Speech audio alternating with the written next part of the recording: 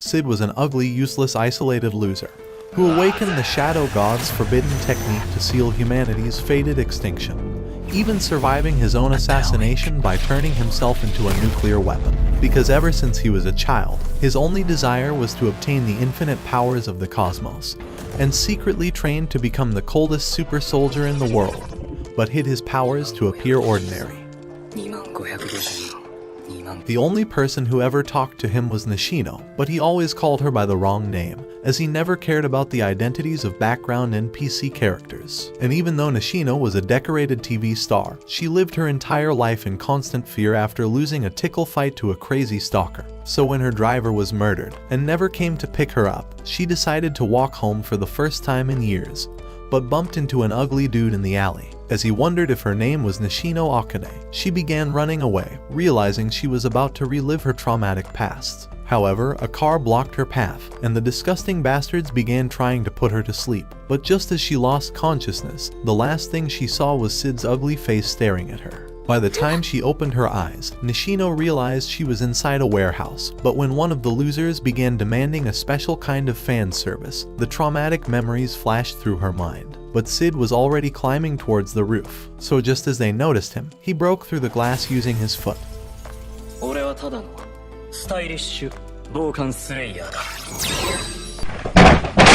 After blowing his chance to reveal the coolest name of all time, the man drew his gun. But Sid pierced his hand with a glass shard, and as he grabbed him in a bear hug, he threw him down, stomping on his face. His calculated attacks made the other person realize that Sid knew exactly what he was doing, so he put down his gun, revealing that he was an ex-military soldier, and said he'd been searching for a worthy opponent ever since he quit, with Sid having wanted to also fight a Marine. He said he was the perfect opponent, but as John Wick began attacking with a knife, he cut across his arm.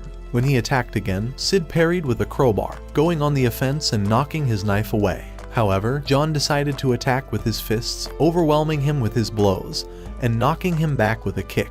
But as he began to think he had Sid's techniques figured out, Sid told him that he was only getting started, so he flipped the crowbar and smashed John's wrist. Revealing that he had plenty of practice beating down biker gangs, Sid slapped him, but as John recognized his two crowbars, he realized he was the infamous Balaclava Berserker. With panic starting to set in, he lunged for his gun, but Sid knocked off his hand, and repositioning his body, he smashed his knee. As he explained the secret behind his weapons, Sid broke his back and continued smashing him until he passed out. With both men beaten up, Sid began advancing towards Nishino, picking up the knife.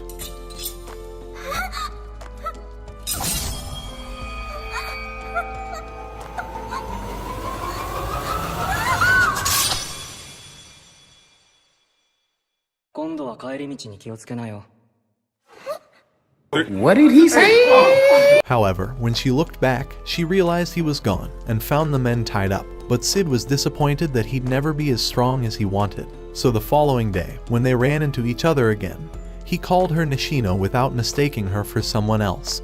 But while she was looking into his eyes, she realized he was looking back at her for the first time.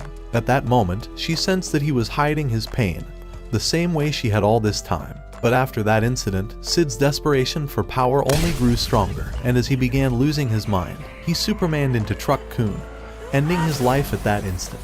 His life goal was to one day become as powerful as a superhero, and so he obsessively learned all of the world's martial arts, until he was able to defeat anyone who stood in his way. But if a group of armed soldiers faced off against him, his only chance of defeating them was if he was the strongest martial artist in the world.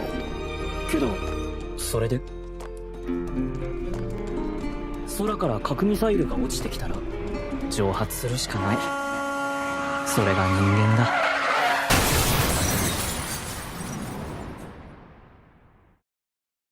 At that instant, he reincarnated into another world, and this time, he was able to sense the magical energy in the air. And even though his new family was much uglier than his previous one, Sid only cared about harnessing the overwhelming essence in the atmosphere. And although he could pierce through solid rock, his family only cared about his sister, who was destined to inherit everything. Hidden in the shadow of her talent, Sid grew up as the average Dark Knight background character, but under that exterior, he was a menace who terrorized bandits. With his enchanted slime suit, he easily dodged a bullet, exterminating the enemy. and unleashing slime swords, he killed the rest of them at the same time. However, when the last one tried sneaking up on him, Sid parried his attack, wondering if he could survive for 2 minutes. But as he jabbed his blade, revealing that he was a Bushinryu master, he slashed through his bodysuit. However, Sid was only pretending to be injured and ended him at that instant. So when he found their treasure, he thought he was now able to buy a Bugatti, but when a sound drew him towards a cage, he saw a disgusting blob inside. Noticing it was starting to rot, Sid thought it was possessed. But when he sensed a magical overload emanating from it, he realized it would be perfect for his experiments. So after taking it home, the menace began shooting it up with magic, but after a few months, he managed to contain the magical overload. 参ったな。 His first thought was to invite his hot new friend to play his favorite game and the sponsor of today's video, Crystal of Atlan, the greatest magic punk MMO action RPG game ever made.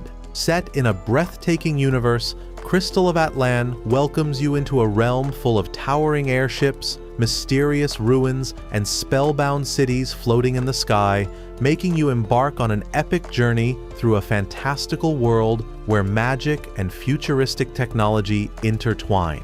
Because with fast-paced combat and co-op exploration, you can venture solo or join the 4-player raid to experience thrilling adventures as a member of Thornbird Adventurers Guild, battling the leader of dark matter thieves, and uncovering hidden secrets. With over 12 character classes to choose from, you'll have access to 20 skill combinations, along with a fluid combat system that offers seamless control over character movement. On top of that, you can unleash chaos as Maestrix, the newest musketeer subclass, mastering magitech with shotguns, sniper rifles, and floating cannons. Switch between weapons to unleash devastating attacks, and unlock Maestrix with a soul stone that will make you experience high-speed mobility and powerful long-range attacks. Even from the start, you'll be given a choice between 5 distinct classes. From the deadly Scythe Guard to the graceful Cloud Strider, the powerful Magician, the tech-savvy Starbreaker, and the hard-hitting Fighter, with each one of them offering a completely unique combat experience. From manual dodging to time-based counters, rolling away from a boss's massive sword swing, activating a time-slowing spell mid-air, and landing a critical blow just before the enemy powers up. And in the special One Punch Man collaboration event, you'll receive exclusive rewards for free, including Saitama Transformation Badge, Collab Avatar Frame, and many more. So what are you waiting for? Click the link in my description to download the coolest RPG game ever made and join me in this epic adventure. Because while we'll be dominating this new realm of non-stop action, Sid will remain an ugly, disgusting, isolated loser who lived his entire life as a hopeless waste of space. Damn! With the elf being the hottest girl he had ever seen, Sid took a dramatic pose for his first reveal as the Eminence in Shadow. So when the girl began wondering how she got her body back, he told her that he broke her curse, as he explained that a curse was cast on her and the rest of the hero's descendants, labeling them as possessed. But when he couldn't come up with a name, he noticed the words on a bottle and told her that the group was called the Cult of Diablos, a group of zealots plotting to revive the great demon. His mission was to remain in the shadows while going against their evil schemes, so activating his magic, he told her that his name was Shadow. Pledging her life to him, she promised to annihilate all their enemies, but even though Sid had made the whole thing up, he extended part of his slime suit to cover her. However, just as he was about to leave, he told her that their group would be called Shadow Garden, and named her Alpha. As the years passed, Sid sparred with his sister in sword training, but realized that the fencing styles in this world were useless, as he could easily defeat her 1,000 times, but allowed her to knock him into the river. Even though it was exhausting playing the part of a background character, Sid knew the perfect chance to show off would come. Because in this world, every noble was enrolled at the Midgar Academy for Dark Knights once they turned 15. But with Claire having just hit that milestone, her disgusting parents realized she was missing on the day of her departure. When her bald-ass father wondered how she got abducted, her bitch mother beat him up for being useless.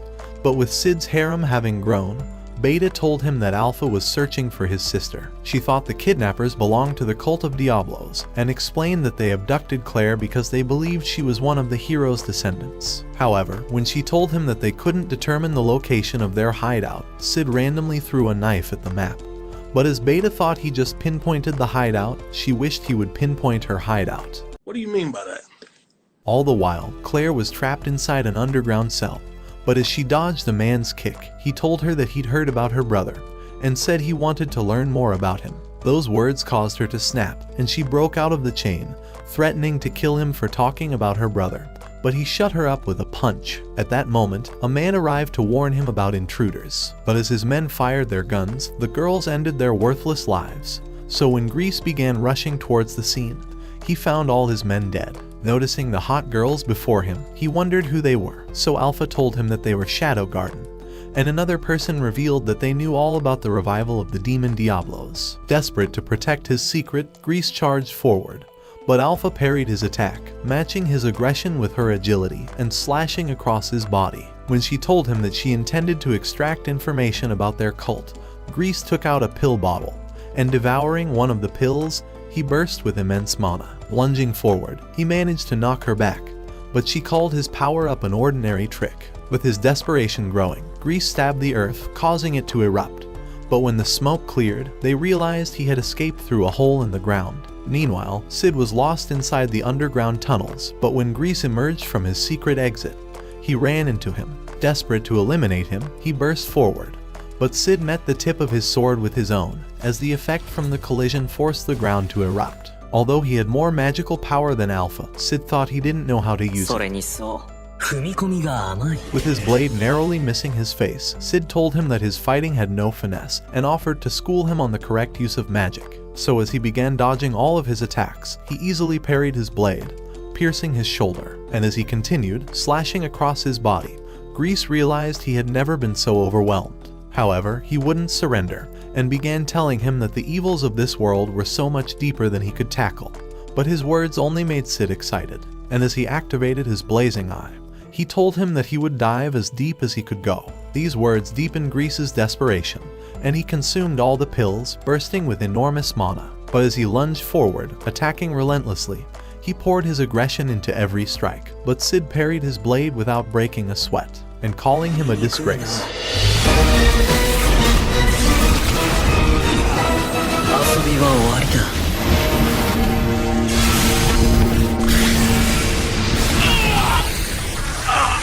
In his final moments, Grease realized he had disappointed his daughter as he watched his locket fall off, but the menace claimed it as his prize. By the following day, Claire managed to make it home, but left for the royal capital right after she was healed. And although Sid wished he could visit the capital, his harem of hot chicks had grown tired of waiting. So Alpha told him that they were leaving him, and said this was goodbye.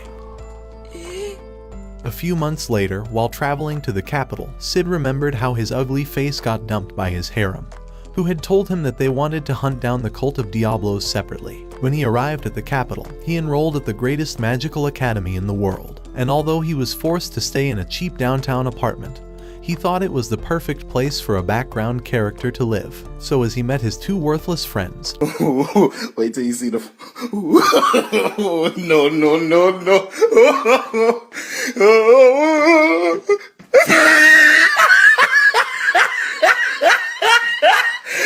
Look at the top of his head. Look at his lips. As they left for school, they soon began rushing towards the train as it was about to leave, and as they managed to make it inside, they were all crammed with the other lowborn students. Just then, Skell reminded them that the person with the lowest entrance exam scores would be forced to confess to the hottest girl in the school, and suffer her brutal rejection. But with Sid having had the worst score, he thought he would get the perfect kind of experience that would make him a background character. When they arrived at school that day, 麗しのアレクシア王女、学園の女神よ、どうかこの私と清く正しい交際を。興味ないわ。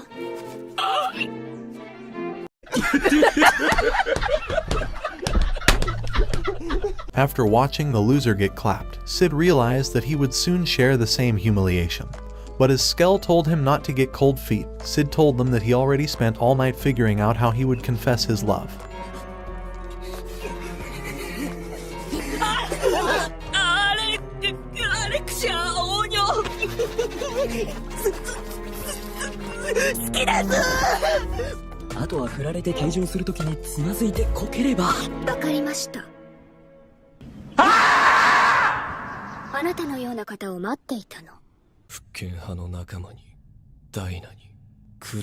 By the following day, the entire school had heard the news, and as all the students stared at Sid, wondering how a loser like him managed to bag the hottest girl, Sid told his friends that it was definitely weird. As they agreed that it was, Skell began telling Sid that he was too useless to ever have a chance with Alexia.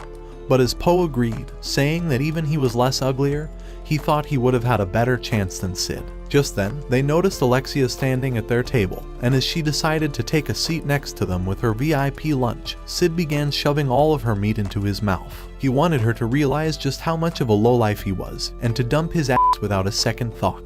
However, Alexia decided to invite him to her Royal Bushin fencing class, saying that she had already made a request for him to be accepted into Section 1, which belonged to the Highborns. That same day, after Sid introduced himself in the fencing class, the instructor named Zenon welcomed him as their newest student, but wondered how much strength he had. So as they began sparring, Sid and Alexia carefully evaded each other's attacks, but as they strike swords, Sid realized that her movements were slow, and that she couldn't use much magic.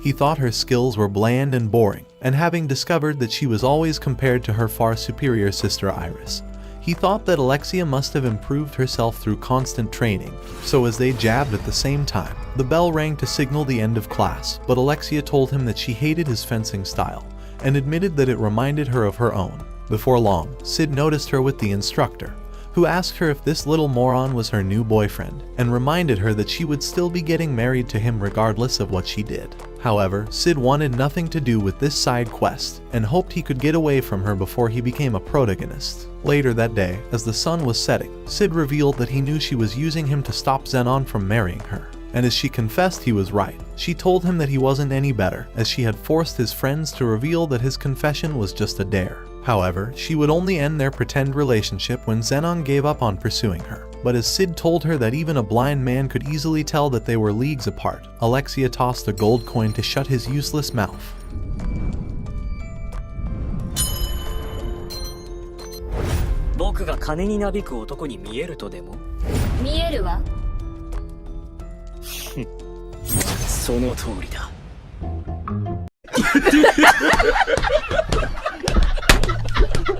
With Sid ready to simp for some cash, he caught another, realizing he couldn't lose this opportunity to fund his Eminence in the shadow operations.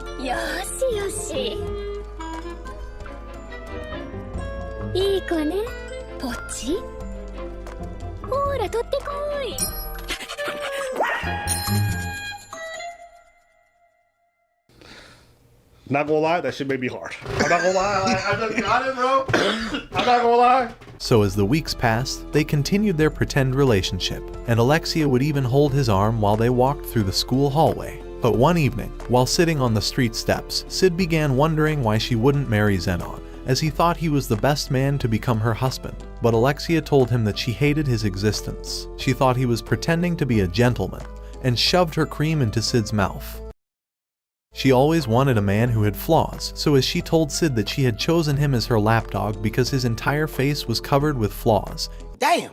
She thought that Zenon was hiding something. A few weeks later, while they were riding home on a train, Alexia began telling Sid that his fencing style was a mystery to her, as she had noticed that he only knew the basic skills, but was still completely useless at the sport. However, Sid had realized that she was sloppy during training, and wondered what she was worried about. But as Alexia began telling him that she had always wanted to be as strong as her sister, she said she had to train on her own because everyone thought her fencing style was ordinary. That had always made her hate her style. But when Sid told her that he liked it, Alexia pointed her sword in his face, wondering if he was trying to make a joke out of her. But as the train halted, and she began to leave, Sid knew it was the end of their pretend relationship.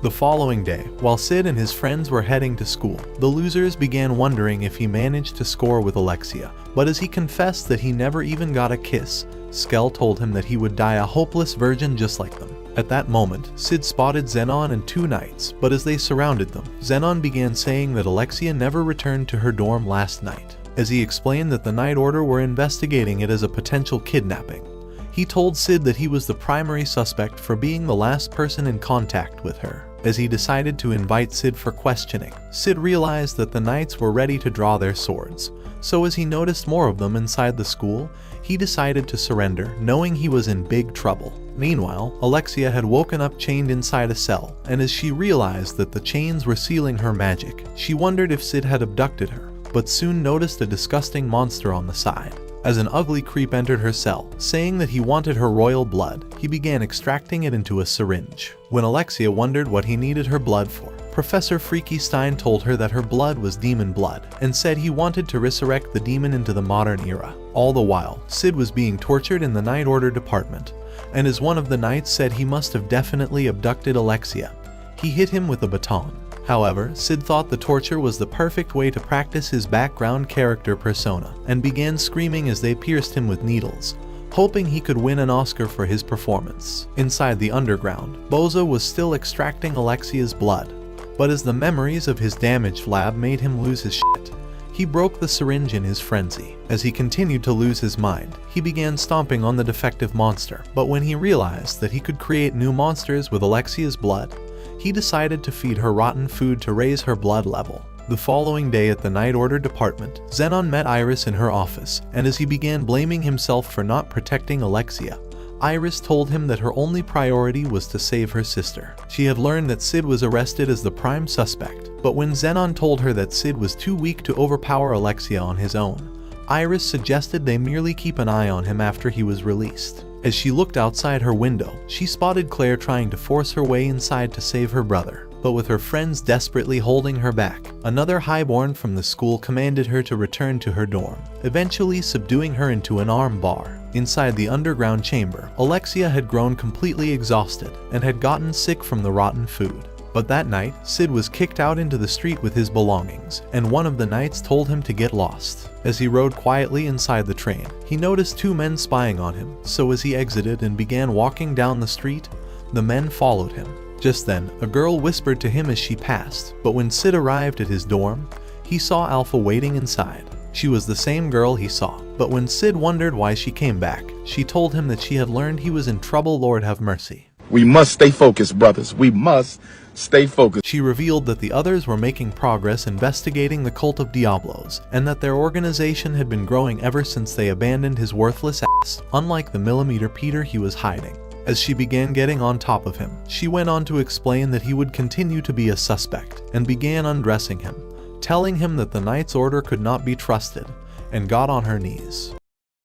As she revealed that Alexia was abducted by the cult of Diablos because of her royal blood, she wondered why he got hooked with her in the first place. However, she was willing to rescue Alexia, but told Sid that he would repay her for the favor. As she was about to leave, she told him that Delta had also shown up to support him, and said she had been missing him. A few hours later, Sid used all the money Alexia gave him to create his own Batcave, excited to retake his place and appear as a supervillain. This motherfucker has dedication. So as Beta flew inside with her beach balls, she saw Sid as the Shadow God, and as she was happy to see him again, she told him that Alpha had gathered every available member of their group at the capital. She explained that their plan was to launch simultaneous attacks on all the Fenrir sect hideouts of the cult, and said they would search for traces of Alexia's magic at the same time. However, Sid wanted a piece of the action, and said he would take Delta's place in their plans, as he was excited to show off his powers. That same night, while two knights were in an alley,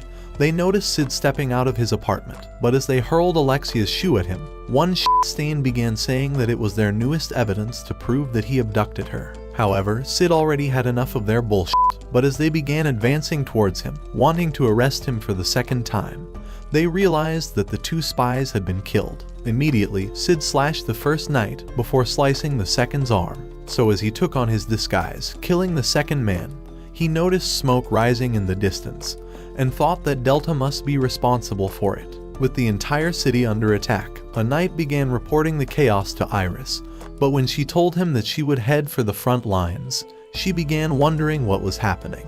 At the same time, the underground was starting to tremble, but as Bozo entered the cell, saying that they were under attack, he decided to inject the monster with the prototype he had developed. At that moment, the creature burst with immense magical energy and Isekai'd his worthless face. But as Alexia began thinking she was next, it sliced the cage, shattering her chains to pieces as Alexia managed to escape from the rubble. Eventually, the monster emerged outside, but as Alexia tried making her way down the tunnel, she saw Zenon before her. He told her that this was his facility and revealed that he funded all of Bozo's research. But as he went on to admit that he still needed her blood, he told her that it would guarantee him the 12th seat in the rounds, a prestigious position in the Night Order. As he blocked her sudden attack, Alexia continued striking his blade, but as she released a burst of magic, slicing across his arm, Zenon realized that she stole Iris's technique. Wanting to show her a technique of his own, Zenon pointed his sword straight across her face, but at the slightest instant, he had sent her sword falling into the water before punching her away. As he told her that he was taking her to another lab, Sid began walking from the end of the tunnel, and as they noticed him, he introduced himself as Shadow.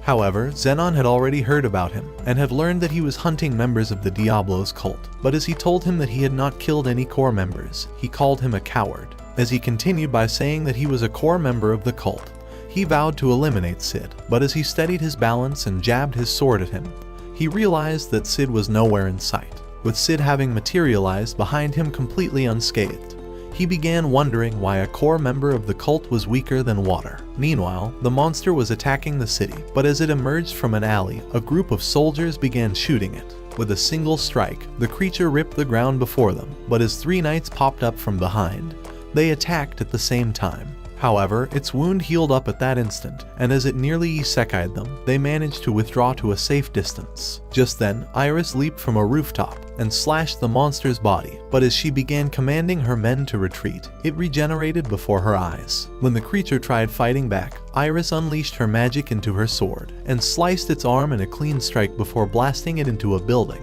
Even so, the monster regenerated once again. But as Iris was ready to cut it into pieces this time, she unleashed immense energy in her sword, and as she sliced its body, she began slashing it with 1,000 strikes. However, as she readied her sword to eliminate it, Alpha appeared before her eyes, saying that she was only making the creature suffer. But as it tried squashing her, Iris realized she had vanished, so as Alpha began descending from the sky, she summoned a giant sword that burst with immense magical energy. As she unleashed it on the monster, devouring its entire body, a massive energy consumed everything in its radius, until a girl materialized in the blast. As she fell on her face, Alpha knew she was dead, but as she noticed her locket and spotted Grease's face inside the portrait, she realized she was his daughter. However, when she was about to leave, Iris tried telling her to stop, but Alpha revealed that they were the Shadow Garden and warned her to stay out of their way. Inside the tunnel, Zenon was going on the offense, but as he unleashed his magical energy, he managed to exert enough force that pushed Sid a few yards back. As he attacked again, trying to gain the upper hand, he increased his magical energy to overpower Sid. But as he easily quelled it, he knocked him into the water. Disappointed at his attempts, Sid pointed his sword at his face, wondering how he managed to lose his spine. But as Zenon began attacking with relentless strikes, the backlash of the wind from each clash began ravaging the tunnel. The sight of Sid's effortless defending made Alexia stare in awe, and as she noticed his fencing was ordinary, she realized that it was the same style she had wanted to develop for herself, but Sid slashed across Zenon's body. With Zenon already close to defeat, he began wondering why Sid was hiding his identity, even though he had immense powers. But Sid revealed that his only desire was to lurk in the shadows. Deciding to use his trump card, Zenon revealed a pill bottle and said that the pills could awaken a new nature beyond human limitations. Without a second thought, he consumed them, and a massive magical energy erupted from his body, turning him into Brock. As Zenon began saying that he was the third awakened, he cast a slash that ravaged the ground, and revealed that only a few people could control the immense power of the pill. Ready to fight again, he released a burst of magical energy, drawing it into his sword, but as he burst forward, wrecking the ground around him, the energy hit the roof of the tunnel. Inside the energy beam, Alexia realized that Sid was unscathed, but when he parried Zenon's sword and went on the offense, Sid began punching his empty head. Before he could fight back, Sid kicked him to the ground, saying that there was no road to becoming an almighty for the losers who used borrowed strength. With a single stamp, Sid cast a magical barrier that sealed them within the tunnel. かつて過去に挑んだ男がいた。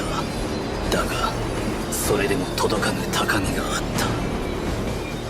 た。だから修行を重ねた果て、一つ答えにたどり着いた。自分が核になればいい。I am Atomic.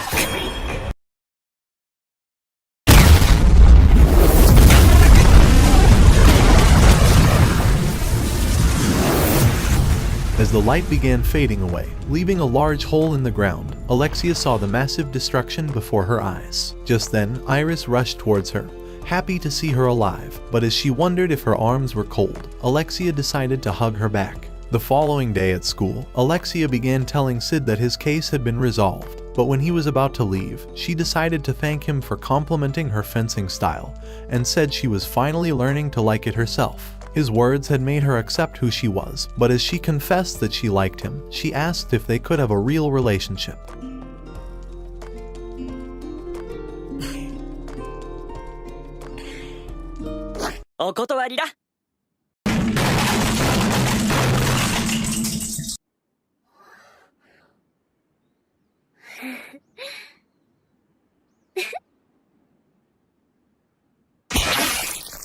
Congratulations, you played yourself. A few days later, while all the members of the Shadow Garden were in a meeting, Alpha revealed that a mysterious group were starting to use their name to launch random attacks, and the girls agreed that they must find the imposters. At the same time, Iris told her two assistants that Zenon was a member of the Diablos cult, and seeing as he was their kingdom's most renowned sword instructor, she said she couldn't trust the men in the Night Order. So as she revealed a mysterious object that served as a clue to finding the cult of Diablos, she began wondering how they could decipher its function. At the academy, a worthless clumsy girl was reading ancient texts, but as she bumped into Sid, who was bathed in body paint from Alexia's brutal payback, he extended his hand to pull her up, but didn't realize that a new relationship was about to develop. Later at the cafeteria, Skell and Poe began wondering if he managed to kiss Alexia. But as Sid told them that they were broken up already, Skell thought he was hopeless. Wanting to turn their useless luck around, he began suggesting they buy chocolate for the girl they liked. And as the excitement nearly made the losers soil their underwear, Sid agreed to follow them. Meanwhile, in the assistant principal's office, Iris showed the clumsy girl named Sherry the mysterious item, saying that her knights had confiscated it from a facility belonging to an organization. However, they had no idea what it was, but with Sherry recognized as the most brilliant researcher in the entire kingdom, Iris thought she could decipher it. But with Sherry uncertain, her father Lutheran encouraged her to accept the task, saying that he believed in her abilities. All the while, Skell, Sid and Poe were waiting in line to enter the store, but with the long queue, they began wondering if they would make it back to their dorm before curfew, and Poe was afraid that they would become victims of a serial killer. As a girl appeared before them, wondering if they were interested in taking a survey, she invited Sid for feedback as a special guest. So as they began walking through the store, Sid realized that it looked the same as the department stores in his previous life, but wondered who managed to put it together. As they made it to the rooftop, Sid noticed the building before him, but as he walked into the palace, a girl welcomed him to her establishment. Her name was Gamma, another member of the Shadow Garden, and as she told Sid that the store belonged to her, she explained that she had decided to recreate it just as he used to describe. Because when they were little, Sid had told them random things from his past life, calling it wisdom of the shadows, but never could have thought in a million years that Gamma would bring those stories to life. 口加減一と言ってもいいくらいだけど、運動能力は最悪だ。After taking his seat on the throne, Sid thought he was finally getting his deserved recognition as the Eminence in the shadow, but wondered how Gamma's empty head managed to create everything. As Gamma began saying that she knew exactly why he came, she explained that Alpha and the others were investigating the serial killers who were claiming their name. But when Sid remembered that Poe had mentioned the killer, he thought that Alexia was the out-of-control menace. However, as he began to leave, Gamma introduced the girl as new, saying that she was their newest member, but was offering her as his new toy. Yeah, boy. That night, while they were rushing back to their dorm, Skell thought they wouldn't make curfew, but Po blamed Sid for wasting all of their time flirting with Nu. As Sid tried explaining that it was the only way to get their chocolate, he began wondering why his rejection would make Alexia go on a killing spree. Just then, he sensed a clash of swords, and as he knew that the serial killer was close, he decided to give the greatest Oscar-winning performance of all time, and began saying that he needed to take a dump. As his friends realized it was a code brown, they decided to honor their bro code and vowed to never tell anyone that he took a dump in an alley. So as Sid screamed at them to run away, the brain-dead idiots ran off, but Sid knew that they were the greatest morons he had ever seen. Inside the alley, Alexia was striking blades with the imposter, but as she asked him to surrender, he continued saying that they were the Shadow Garden. With Sid already watching from the rooftop, Alexia managed to parry the man's sword away, but as she raised her own sword to end him, two backups appeared behind her. Without hesitating, they attacked at the same time while another managed to wound her from behind.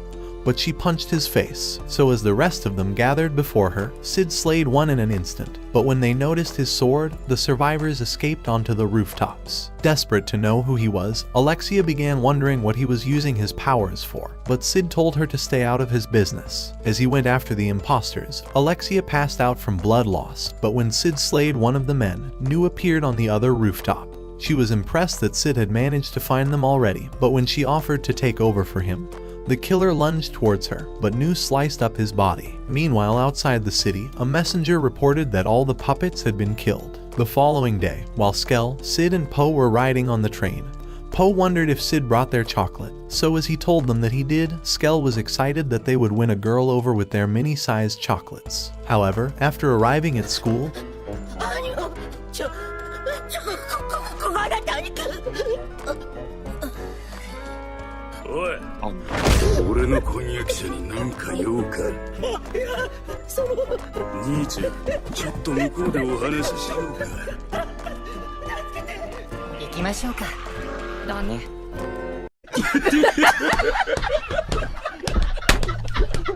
a few minutes later, Po was ready to make an attempt of his own, having carefully studied everything about his crush, even down to the color of her underwear. Hey, yo, what the f***? However, as he left, Sid began hearing a girl screaming and calling him a worthless stalker, but he concluded on giving his chocolate to the first girl he came across. At the same time, Sherry settled next to him, but as Sid backtracked and gave her the chocolate, he began walking away without a second glance. Later that day, while Sherry was staring at the box of chocolate, she remembered that her father had earlier told her that the gift was a sign of Sid confessing his love for her, and had said that Sid was waiting for an answer. So as Sherry ate out Sid's round shiny balls, she thought he was sweet. A few days later, as Sid arrived at school, he noticed Nu following him closely, so she told him that she borrowed the uniform to attract less attention. While sitting on a bench, Nu began telling him that the imposter she apprehended had been brainwashed, and revealed that it was a shared trait of the Cult of Diablo's vanguard, and their name was the Third Children. However, Sid was only concerned about the Bushin Festival fighting contest, because when he told Skell that he wouldn't enter it, Skell's pathetic face entered him in anyway, saying that hot girls would fall over for him if he won. As Nu continued explaining that the cult had been brainwashing people for years, she said they were trying to lure them out by using their own name.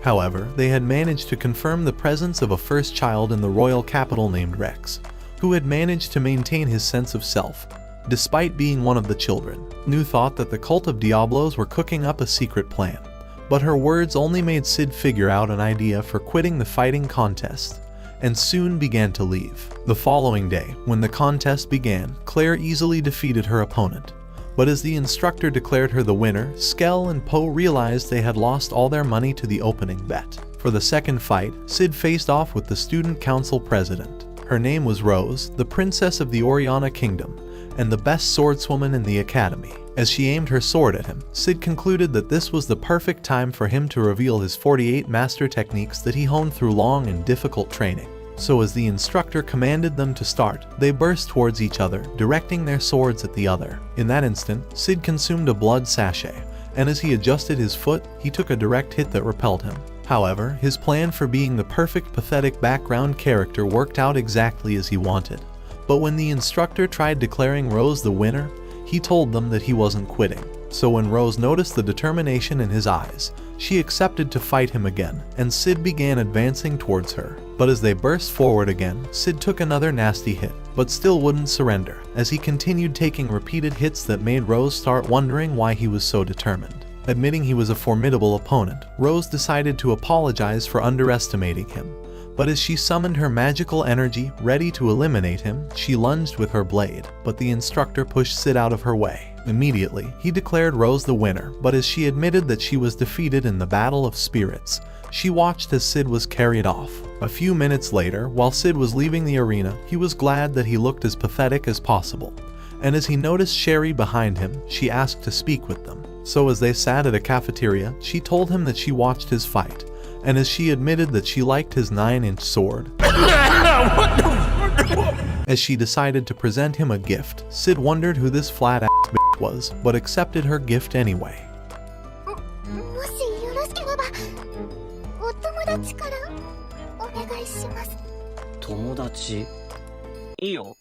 His words made Sherry excited, and began telling Lutheran that she wouldn't die a lonely, ugly virgin.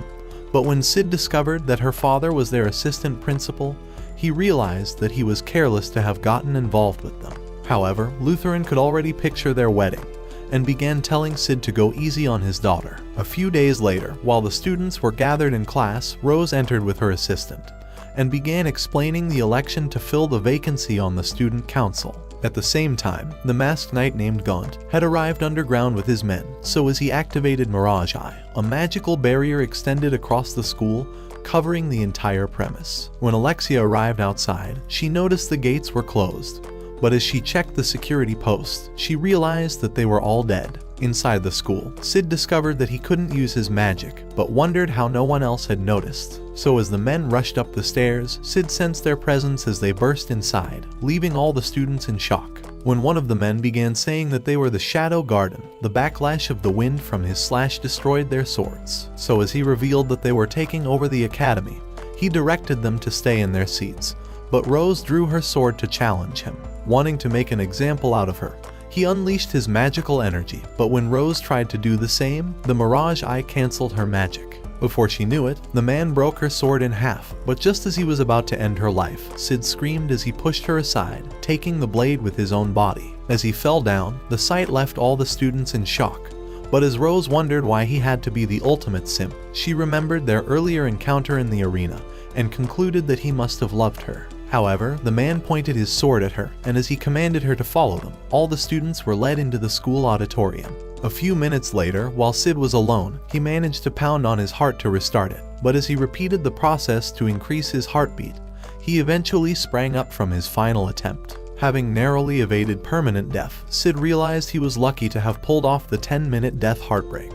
By using magic to maintain regular blood flow to his brain while his heart stopped beating. What the f*** can this dude not do? As a pretending background character in his own anime, Sid knew that he could be reckless whenever he wanted, but noticed that his magic was still getting blocked. However, he managed to refine it into a narrow thread, so as he stitched up his wound, he put on his jacket for cover. Meanwhile, Sherry was still examining the artifact, but as a loser burst through her window and landed on her table, she backed away with the item. As the shit-stain introduced himself as Rex, he began saying that his job was to retrieve the artifact. But as he drew his weapons, Glenn blocked his attack.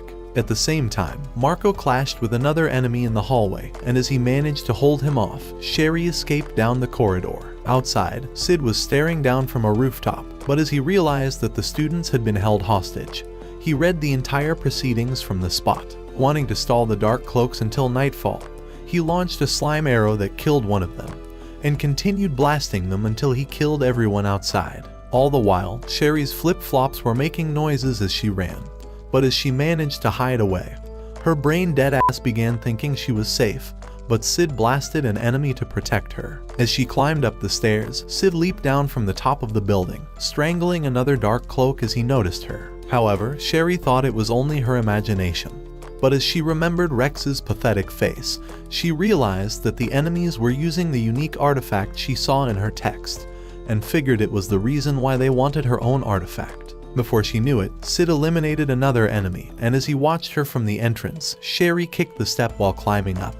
but was lucky enough to fall into his warm arms. As Sid gave her the artifact, she noticed the bloodstains on his clothes, but as he noticed that her useless voice was too loud, he pointed out that her flip-flops were too noisy. After they made it into Lutheran's office, Sherry managed to find the Eye of Avarice in an ancient text, and revealed that it was blocking their magic, as she went on to explain that it could absorb magical energy from people that were within its range. She said it would store them temporarily, but revealed that the Dark Cloaks had programmed it to remember their magical frequencies. However, Sherry explained that it couldn't absorb powerful spells that exceeded its capacity, and said that it would release all of the energy once it hit its limit. For the Eye of Avarice to efficiently absorb magic, Sherry thought it needed to be planted inside the auditorium, seeing as there was a large quantity of magic from the captured students inside. When Sid wondered how they could fight it, Sherry told him that the artifact was the control unit for the Eye of Avarice, and revealed that she had finally figured out how to work it. As she activated its magic, she explained that the eye was created to be used with the artifact to store magic, but said she needed to activate it to stop the eye from working. However, she had forgotten her tools for fine-tuning it inside her study, but as Sid wanted to be a gentleman, he offered to go in her place. Meanwhile, in the auditorium, Rex was telling Gaunt that their plans were perfectly in place, but when Gaunt wondered why he had not retrieved the artifact, he vowed to Isekai'd his worthless shitface if he returned without it. However, as Rex was about to leave, he told him that someone was taking out their thirds and seconds, and thought he was a real master fighter, so as Gaunt concluded that they were members of the Shadow Garden, he said he wouldn't lose to them. A few minutes later, while Rex and his men were walking through the corridor, they vanished in an instant, but as he was wondering what happened, Sid bashed his face with his palm. Desperate to protect himself, Rex activated a technique that covered him with an ultra net. But as he began saying that Sid couldn't touch him, Sid bashed his face from the inside, before kicking him into the library. At that moment, Rex noticed all the dead bodies, and as the sight nearly lost his mind, Sid ended his worthless life. At the same time, Nu had arrived inside the study, but as she realized that Glenn was dead, Sid appeared before she could end Marco. As she told him that the rest of the group had infiltrated the academy, she said they were waiting on his command, but admitted that it would be nearly impossible to launch an attack while their magic was restricted. However, Sid's only goal was to gather all the things that Sherry needed for fine-tuning the artifact, so after he found everything he needed, he explained it all to Nu, and said they would neutralize the Eye of Avarice. Outside the school, one of the knights was telling Iris that all their specialists were being held hostage in the auditorium, but at the same time inside, Nu was signaling to the rest of her group on the rooftop. So inside the office, after Sherry had fine-tuned the artifact, she activated a device to pass magical energy inside. So as it awakened with a golden light, Sherry was excited that she would finally shut down the eye. She remembered that Lutheran had described a hidden tunnel that would lead to the auditorium. So as she managed to activate the secret entrance, the door opened before their eyes. Sherry thought that Lutheran was also a hostage, and as she was eager to rescue him, she began climbing down the stairs. Inside the auditorium, Gaunt was wondering why Rex hadn't returned, but Rose was asking a student to be patient, because with their magic already blocked, Rose thought they would be vulnerable to attacks, but then even with it, she thought they were no match for Gaunt's magical energy. When another student tried suggesting they make an attempt anyway, they realized that a boy had been shot. But as the sight made Rose angry, Sherry managed to sneak inside. As she spotted the Eye of Avarice, she activated the artifact and hurled it towards the eye. So as a golden light shined over the auditorium, it disabled its magic and brought down the barrier around the school.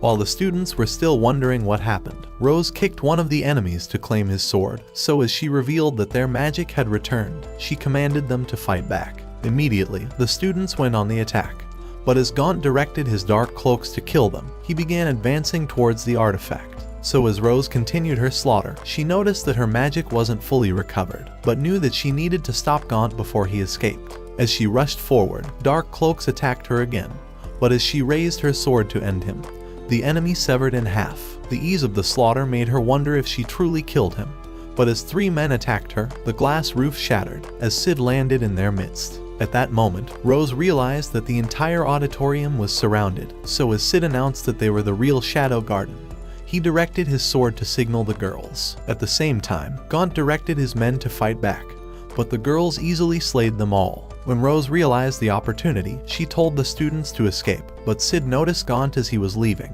All the while, Sherry was still looking for Lutheran, but as the overheated lamps blew up in flames, the fire soon spread across the auditorium. Before long, it extended to the school building, burning through the corridor, but Gaunt continued turning up the gas. As the entire school went up in flames, Iris realized that all the students had managed to escape, but as Rose explained that a mysterious group appeared to wipe out the dark cloaks, she said they both called themselves the Shadow Garden. Meanwhile, Sherry was still inside the tunnel, but as the fires increased, she began running away, wondering where her father was. At the same time, Gaunt was gathering up books in Lutheran's office, but as he set them on fire, Sid appeared on his balcony. He had discovered that Gaunt was Lutheran, but as Lutheran took off his visor and wondered how he managed to figure it out, he said he would kill him to protect his secret. However, Sid wanted to know why he became a villain, and decided to ask why he attacked the school. So as Lutheran began saying that he was once the greatest fighter in the entire kingdom,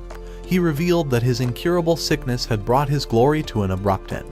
So in his desperate desire to attain that height once again, he had killed Sherry's mother to acquire the key to his healing, which was the Eye of Avarice. On top of that, he went on to adopt Sherry as his daughter, waiting for the day she would decipher the artifact. His desire to gain the artifact had made him attack the school, and he continued by saying that Sherry was only a means to an end.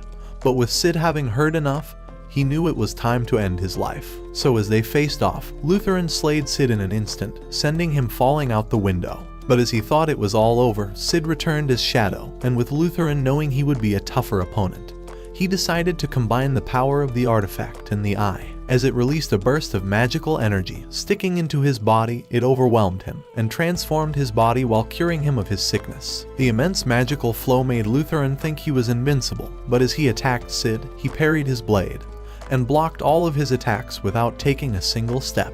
Lutheran admitted that he was strong, but as he decided to unleash the full power of the core, he shattered the walls before him, but his juices spurted from Sid's invisible attack. Even so, Lutheran wouldn't surrender, so he began attacking again, revealing that he already made arrangements to make Sid take the blame for everything that happened. However, Sid couldn't care less about his threat, and as he told him that he would only walk down his own path, he said he would continue his mission even if the entire world turned against his group. So as Lutheran charged again, Sid pierced his hand and weakened both of his knees. But as he stabbed into his heart, shattering the core with a twist of his blade, the energy consumed his body. When Sid began to leave, ignoring Sherry on the side, the sight of her dead father made her scream. But as she began to cry, Sid thought she was better off not knowing who the two-faced lying sack of shit really was. A few days later, while Alpha was reading Shadow's wanted poster, she thought he was a true hero who was willing to take up the guilt of the entire world, and said they must continue in his footsteps. But at the academy, the entire place had been completely ravaged. But while Sid was heading home after the close down, he saw Sherry before him. As she thanked him for helping her fine-tune the artifact, she said she was going to study abroad, and revealed that there was something important she needed to do. When Sid wondered what it was, the thought of it nearly broke her heart, but she told him that it was a secret. As she left in her carriage, Sid walked down the other end of the street, but knew that she intended to avenge her father's death. As the days passed, he stayed alone inside his dorm, even after all the students went home for an early summer break. Eventually, he got a letter from Alpha, and as he realized that he needed to settle an old score, he thought it was time to head for the sacred land called Lindworm. However, a few days ago, after the attack on the school, Rose had rushed into the infirmary to find Sid, and after looking past the wounded students, she had found him in bandages. The sight of his living body made her wonder if his little sword would ever rise again. But as she pledged her unwavering love anyway, she told him that she accepted his feelings and was giving him all of her heart. So when Sid was leaving for Lindworm, she tagged along, clinging closer than an ugly parasite. But while she was saying that the hands of destiny had brought them together, Sid knew that he needed to get away from her hands of distraction. As she began wondering if he was heading for Lindworm because of the goddess's trial, a renowned fighting ritual for the greatest knights in the world, Sid told her that he was. But when she began saying that she couldn't wait to spend the rest of her life with him, he managed to slip his hand away. Wanting no part in her useless fantasies, Sid decided to check through a pamphlet of Lindworm, a holy site in the city where the goddess was believed to alight upon the earth to grant power to 3 heroes. However, Rose still wouldn't back down and began saying that their love could overcome any obstacle. But Sid knew that he really needed to overcome the obstacle that was her worthless face. When they finally arrived at Lindworm, They went sightseeing in the street. At night, while he was scouting the cathedral from a rooftop, he noticed a man running in the shadows, but as he landed in an alley, Sid parried his sword with a stick. Immediately, 3 stripes of magical light slashed him from the sky, but as Epsilon materialized behind Sid, her weapons of mass distraction were bigger than any nuclear missiles Sid could create. As she began explaining everything that happened, Sid told her that he was proceeding with his own plan. And even though her tits were begging for his touch, he knew she had piled an enormous amount of slime on her body to increase the real size of her flat board. A few days later, as Sid decided to soak inside a hot spring, Alexia noticed him in the water, but the sight of his Gigachad bod made her freeze on the spot. However, as Sid decided to ask why she was in Lindworm, she told him that she was invited as a special guest for the goddess's trial. She explained that the fighting ritual was created to awaken ancient warriors into the sanctuary, so that they could compete against humans. As she went on to reveal that the archbishop at the cathedral had been murdered, she said she was originally supposed to audit him, but knew he had died under mysterious circumstances. When she began wondering why Sid was not trying to look at her body, he told her that he was trying to make her comfortable, but as he sensed her eyes on his body, he asked her to stop glancing over at his Excalibur. Wanting to clap back, Alexia began saying that his Excalibur could be no bigger than a worm. 君がミミズだと思ったのはまだ鞘に入っているだけかもしれないんだから鞘から抜かれし聖剣は輝く刃を解き放ち混沌の園へ旅立つだろう That's what I'm talking about! That's why he's the MVP! That's why he's the GOAT! The GOAT! The following day, when the fighting ritual was about to begin, a new acting archbishop named Jack began explaining the history of the tournament. But as Alexia thought his useless face looked suspicious, she remembered that he had cancelled the audit when she met him in the sanctuary. Even though he had known that the royal family sent them to investigate the dead archbishop, he told her that the church couldn't attend to them until the killer was found. Just then, Jack activated a secret button, so as a magic symbol appeared in the arena, casting a barrier around the fighters. It released Rainbow Wall into the sky. But as it dispersed, Jack commanded the goddess's trial to begin.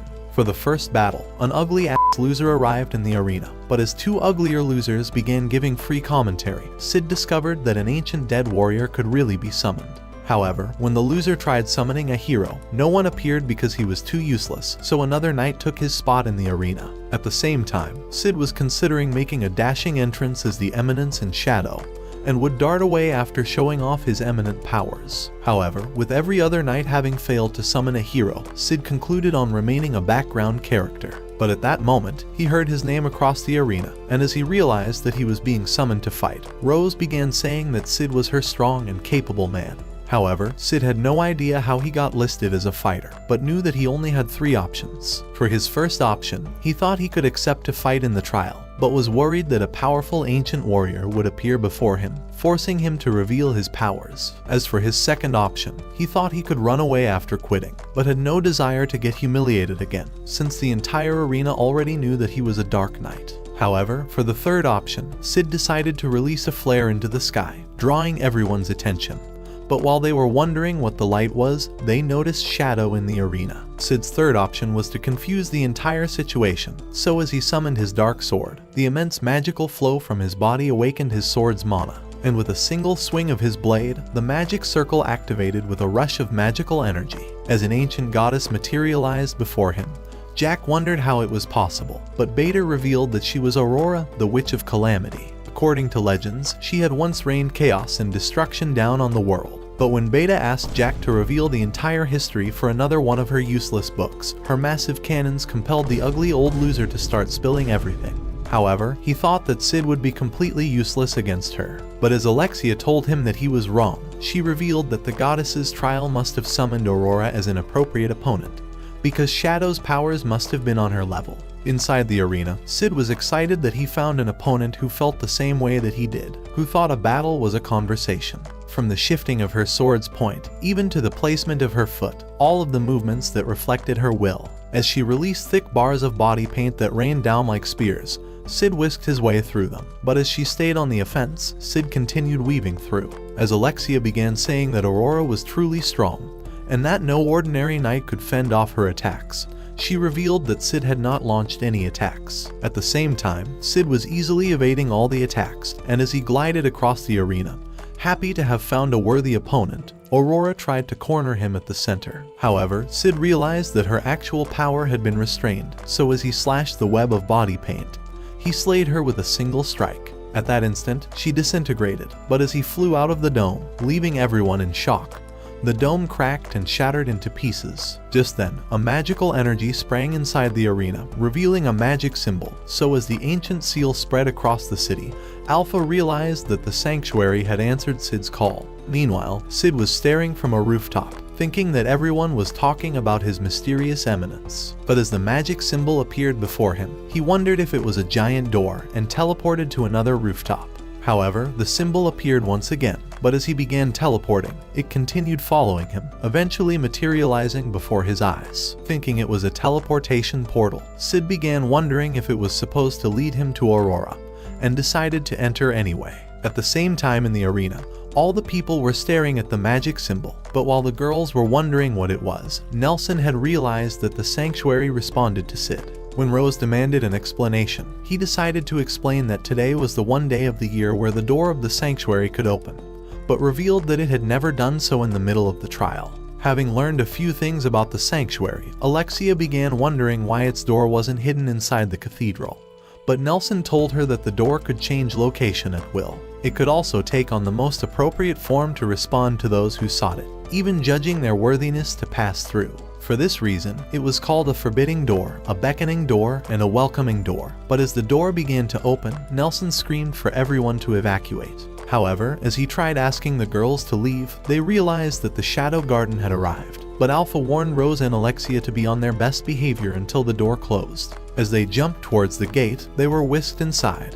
But when Epsilon began saying that they would be taking Nelson with them, the ugly old fart wondered what they intended to do inside. As Epsilon revealed that they wanted to find answers, reinforcements arrived, threatening to eliminate Beta. Just then, Epsilon looked back, having sensed a man's presence at her behind. But as he reappeared before her, slicing her fake tits off, she reattached them to her body before slashing him a dozen times. Before Nelson's eyes, his entire body fell into pieces, but as Epsilon grabbed his worthless face, they whisked into the gate. At the same time, the others followed, but when Alexia realized that the gate was about to close, she flew inside, giving Rose no other choice but to follow her. However, as they fell on top of Beta, Alpha decided to ignore their useless faces, saying that it could be important for them to also learn the truth. After arriving at a vault, Alpha began saying that this was the place where the left arm of Demon Diablos was sealed away according to legend, after he was defeated by the hero Olivier. However, Alpha thought that the only thing buried here was the truth of the dark corners of histories, and as she told them that the hero was actually a girl, she revealed her face, saying that they looked exactly alike. Realizing she was a possessed, Nelson began saying that she should be dead already. But as Alpha revealed that the cult's goal was not only to bring the demon back to life, she managed to awaken the vault with her magic, explaining that a great battle once occurred inside. As the vault opened, a stream of water flowed outside, and as Alpha revealed that the vortex locked away all the memories, she called the place a graveyard of ancient memories and demonic grudges. Meanwhile, Sid had arrived inside a room, but as he found Aurora inside, he began wondering if she summoned him. However, Aurora told him that she didn't, but as she began saying that she enjoyed their fight in the arena, she told him that he was the strongest opponent she ever faced. When she wondered how he got inside, Sid explained that he entered the gate. But as he asked if she knew the way outside, Aurora told him that she had no memories of ever leaving, and couldn't possibly find the exit. Realizing she was useless, Sid was ready to ditch her worthless face, but Aurora asked him to free her from her straitjacket. As he raised his sword, Sid cut her free, so when Aurora suggested they escape together, she explained that the sanctuary was a memory prison created from ancient battles, and that they would be free once they destroyed its magical core. Having no other choice, Sid agreed to work with her, but Aurora told him that their magical powers were restricted inside, so as he watched his flames extinguish, he realized she was telling the truth. However, he was certain that he would find a way out, so as Aurora decided to tag along, the memory shattered as they left. On the other side, Alpha and the others had arrived inside Olivier's memories, so as Alpha began explaining that the cult of Diablos had gathered orphan children for experiments, she said their bodies had rejected the treatments, turning them into ugly monsters that were known as the Possessed. At the same time, Sid and Aurora were walking through another memory, but as they noticed a girl that looked exactly like her, Aurora told him that they needed to destroy this memory so that they could move forward. Having already figured the way out, she smacked her younger self to shatter the memory. Inside Olivia's own memories, Alpha continued explaining that Olivia was the only compatible child to the Diablo's cells, and as she explained that she was given a mission to extract new cells from Diablo's after gaining its power, the memory also shattered. Noticing they were in a battlefield, they watched as the cult used powerful ancient artifacts to immobilize Diablo's left arm for more experiments, eventually using it to create the overpowered pills. However, they had dumped it after realizing that its effects were too strong. But as they entered a new memory, they discovered that Nelson was one of the scientists. During one of their experiments, they had recreated Diablo's blood to grant them tremendous power and a body that would never grow old. So as Nelson admitted that it was called Beads of Diablo's, Alpha began revealing its side effects, and said it needed to be taken once every year even though only 12 beads could be made. Due to its scarcity, the Knights of Rounds were formed to make 12 members, as Alpha went on to reveal that they were trying to perfect the drug by using the blood of the hero's descendants. Nelson affirmed that every member of the cult wanted the power and eternal life in the beads. As he managed to free himself, saying that he was one of the chosen Knights of Rounds, Delta stabbed his heart when he tried to unleash his powers, before dumping his body inside the water. However, they soon noticed the surface burbling, but as Nelson emerged from it, the memory shattered at that instant. Just then, they realized that they had been teleported to a new realm, but as they noticed that they had been separated, Alpha told them that it must be another feature of the Sanctuary's security system. At that moment, Nelson began saying that the Sanctuary was his territory, as he split himself into clones. But with Delta already itching for a battle, she slayed the clones before her and sliced more of them as they attacked. As she noticed her magic was unstable, she blocked Nelson's attack, before leaping all the way back. However, their slime was already losing its magic, so as Nelson revealed that he had intentionally lured them to the center of the Sanctuary so that they would lose their power, he decided to regenerate his clones. Even so, the sight of them only made Delta hungry to keep fighting. Meanwhile, Aurora and Sid were walking through a dimension with no sense of up or down, but as a blinding light teleported them into the battlefield, Aurora decided to pull Sid's lazy ass up. As they walked over the bodies, they soon came across Aurora's younger self, but when she tried to eliminate her, Sid saved her from her own Isekai'd, using a zombie's face as a springboard. At that moment, they realized they were surrounded by zombies, but as Aurora told Sid that the Sanctuary was rejecting them, she said she would be back inside the straitjacket if she got killed here. All the while, Epsilon and the other half of the Shadow Garden were walking through the laboratory, but as a zombie appeared before them, she ran through Epsilon, turning into a ghost in the process before dispersing into thin air. When the girls wondered what just happened, Epsilon told them that the zombie was a memory that reacted to them as possessed. So as she let out those words, the memory shattered, and she told them that they were lucky to have been saved by Sid. As they searched through the library, discovering the secrets of the past, their slime bodysuit began dissolving, so Epsilon told them that they were getting closer to the center of the Sanctuary. Meanwhile, Sid was already destroying the zombies, but as more of them continued to appear,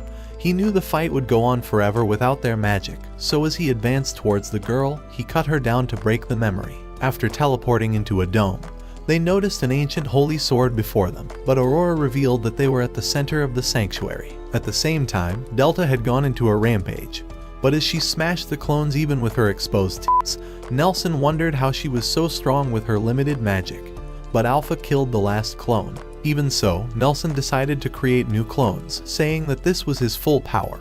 But as the menacing bitch began oozing with enormous magical energy, she raised her iron slab, smashing down on them. Back in the center, Aurora told Sid that they were supposed to destroy the magic core on the other side of the door to gain their freedom. But as Sid's useless brain managed to figure that his sword couldn't break the chains, he told her that he couldn't draw the holy sword either. He could feel it inside his body, but as he decided to try anyway, he realized that it could only be drawn by the Chosen One. At the same time, Aurora discovered that only the hero's direct descendants could draw the sword, so as they realized they had no other options, they decided to rest by the sword. In the meantime, Delta was still rampaging, but as the memory eventually broke, Nelson began wondering how she managed to beat his 100 clones. Alpha told him that all his clones were as useless as he was, but as she began backing him into the corner, Nelson noticed Olivia's statue and decided to summon her. Immediately, her seal broke, and as the magical energy released before them, Olivia appeared before their eyes. Just then, Epsilon told Alpha that they had found everything they needed, and that they were ready to create an exit. So as they began to leave, Alpha revealed that their only objective was to cut off the sanctuary's source of power. So as she whisked into the portal, the girls followed in another. With the loser all by himself, he began saying that they could perfect the beads if they managed to extract Alpha's blood,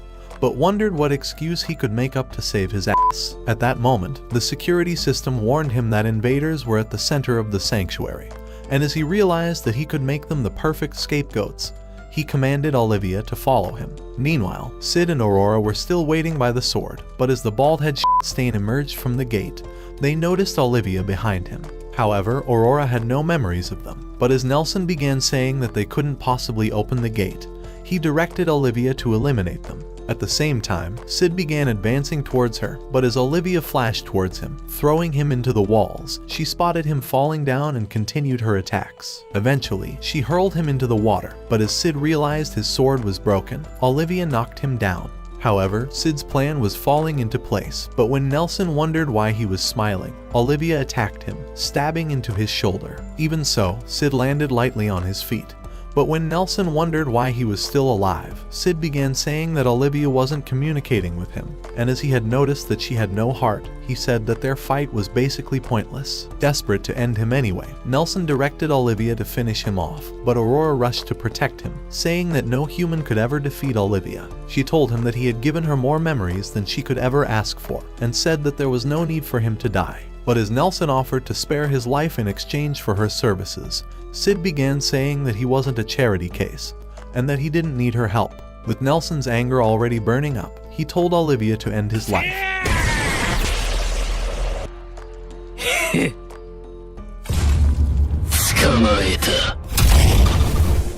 In that instant, he twisted her arm and held her in a choke hold.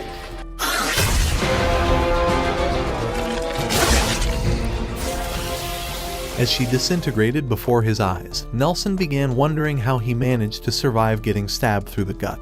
But Sid told him that he protected all his vital organs, and went on to explain the entire process. However, Nelson thought he was definitely a nutcase, but as Sid began advancing towards him, wondering if he wanted to be next, Nelson began saying that he was only lucky to have defeated Olivia, and revealed that she was just a copy. As he activated the magic in the sanctuary, thousands of Olivia clones appeared across the dome, and Nelson revealed that this was the full power of the sanctuary. Immediately, the clones attacked Sid at the same time, but as he opened his closed eye to activate his magic, he repelled them with his slime sword, making them disperse. The sight of their annihilation forced Nelson to open his floodgate, so as he commanded all the Oliviers to kill him, Sid began fighting them off, realizing the fight could go on forever. So as he decided to release his full magical powers, Aurora wondered how a human could be so powerful.